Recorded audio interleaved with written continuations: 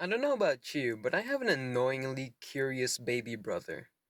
Like, I'll be putting away the dishes after dinner, and then out of nowhere, he'll ask me something like, "Why does stuff float on water?" Or, "Why does it rain?"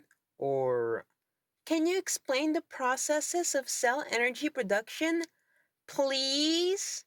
And for a second, I just stand there, questioning my existence and my purpose in life.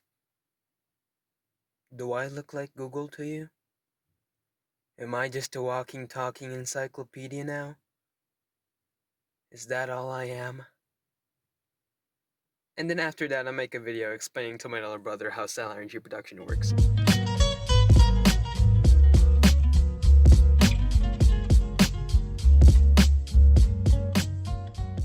You see, in order to understand cell energy, you need to understand two processes and how those processes work together. Now, I know you're gonna ask, what are processes? And to that, here's a screenshot of the definition of processes, because I'm way too lazy to explain it myself. The first process is photosynthesis. Photosynthesis occurs in the chloroplasts of the plant, which are basically tiny green sun factories inside a plant cell. In these chloroplasts, a chemical reaction takes place. A chemical reaction is basically like cooking something. And to cook something, you need a recipe. A recipe for a chemical reaction is called a chemical equation. And the chemical equation for photosynthesis is as follows: 6 carbon dioxide molecules plus 6 water molecules makes 1 glucose molecule, and also 6 oxygen molecules. The nerd version of that chemical equation is 6CO2 plus 6H2O equals C6H12O6 plus 6O2. Ah, isn't that a recipe you can work with? But walking, talking encyclopedia Roy, what are glucose molecules and how does the plant get water and carbon dioxide? And where the heck did the oxygen come from? Like what? I'm so confused. Please explain, please. Alright, I'll explain. Just be patient, jeez. So the plant gets the carbon dioxide from the air and it enters their leaves through tiny holes called stomata. As for the water, you should have learned that in elementary school. So I'm not telling you where it comes from. It comes from the roots. Now, with those two ingredients, the chloroplasts pretty much trap solar energy from the sun into glucose molecules.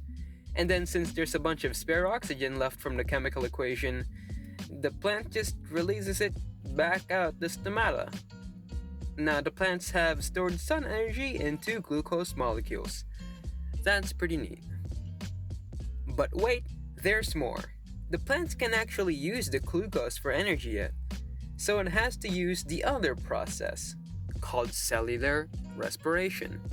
Mr. Encyclopedia Man, I think you're just spitting out a bunch of big made-up words that don't actually mean anything. You say? Well, to that I tell you, wrong.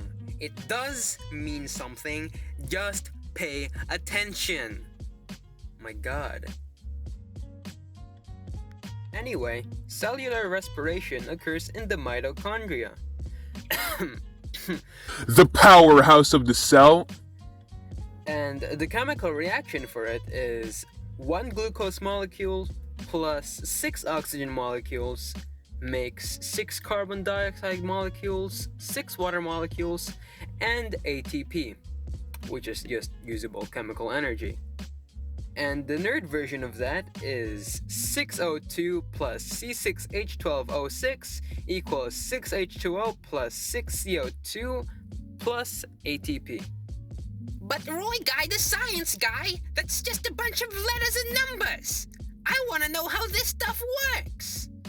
And to that I tell you, be patient, because if you don't, I will take away your Xbox. So after breathing and eating, or just having it already stored inside of you if you're a plant, Now you have all the ingredients to make usable chemical energy. Your mitochondria basically just does that for you all the time, so say thank you. But it also makes carbon dioxide and water. Oh, and will you look at that? Carbon dioxide and water are exactly the same things you need for photosynthesis. Wow! It's almost like photosynthesis and cellular respiration are dependent on one another, and one cannot exist without the other. Ah, look at that. That's such a weird coincidence. Wow, Science Roy! That was really cool and interesting to learn about. Too bad I already forgot everything. I'm gonna go on my Xbox now. Bye bye!